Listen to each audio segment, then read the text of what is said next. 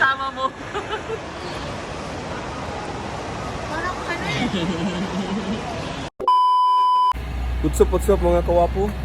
Hindi alam ni Audrey kung saan kami pupunta. You don't have any idea? You don't have any idea? But you don't have any idea? Yeah, just told us randomly we're gonna go swim. And then, that's it? Yeah. Okay. Hindi nila alam na birthday ni Raymond ngayon. Salar, do you have any idea where we're going? Where? The pool. Ha? Madumi yan. So, pupunta kami ng West Ed kasi nag-aantay doon sila Utol tsaka si Madam tsaka si Prince din para mag-swimming. So, ito yung celebration ng birthday ni Utol. Of course, kasama yung mga bata. Doon ka.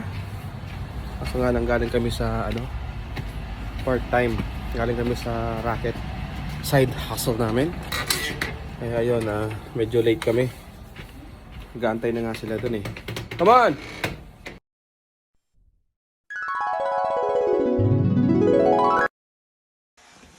Ito po pala yung side hustle namin. Naglilinis kami ng mga bahay. Wow! Siyempre, kailangan natin ng extra income.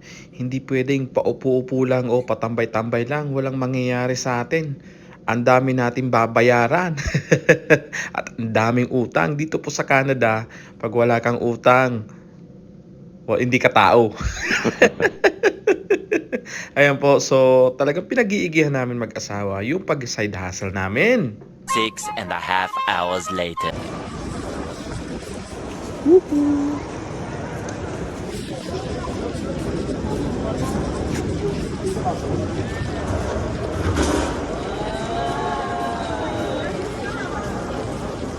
Bless. I'm grandma. Ano sasabihin mo? Happy birthday. Sing! What happened to him? Happy birthday to you. Happy birthday. Bless kayo dito, bless. To you. Happy birthday. Happy birthday to you. I'm 62. Don't ask na. Chad Wapo, shout out. Malabo ang camera mo. Kasi kami sa clinic.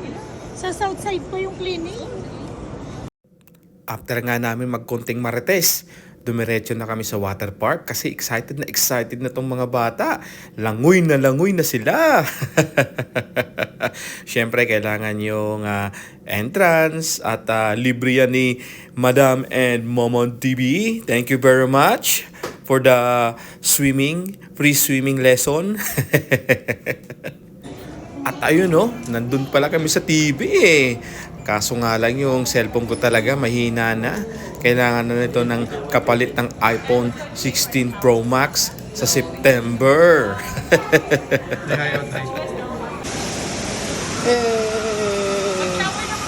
Edi ilagay mo ito sa ano?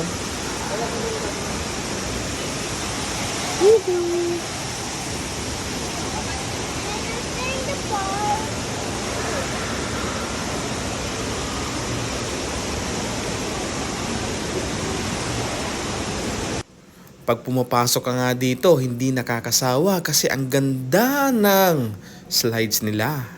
Pangalawa, ang ganda ng temperatura. Para kang nasa tropical country. And then, yung mga slides nila, ang gaganda at napaka-extreme. Ito yung mga slides na gustong-gusto ng mga teens katulad ko.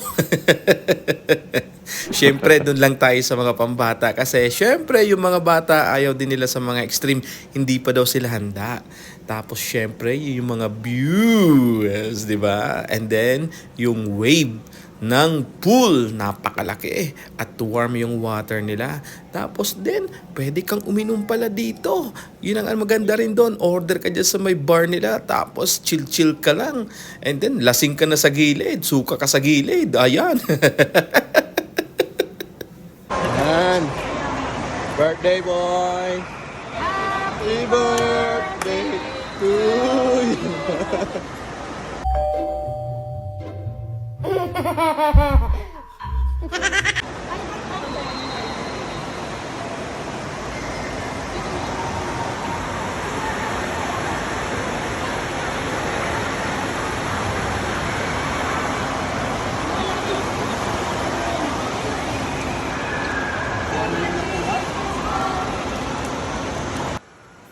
Target lock na pala ni Sylar dito yung kiddie pool kasi mababa lang yung slide, warm yung water, at yung mga kasama niya, mga bata rin.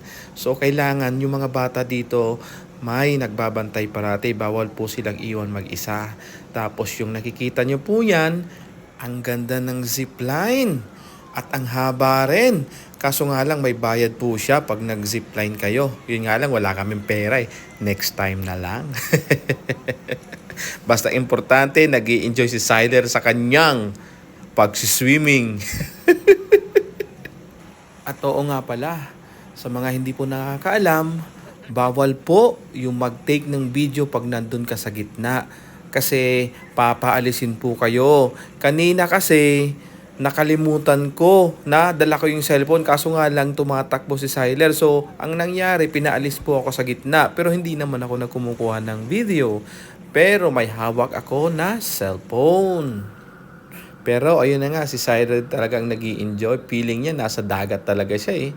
But soon, we are going to Mexico. Talagang totoong dagat yung papaliguan namin. Wow! Tapos na. Sylar, did you enjoy? Yan. Yan. Mga wet look pa. Mga wet look. Pakiramdam ko pumayat ako doon. Pumayat. Anong pakiramdam ko doon? What did you feel? How you feel? How you feeling? Cold. After swimming? Cold? How about you, Sylar? How you feel? Formal na formal sa inyo, no? I feel fine.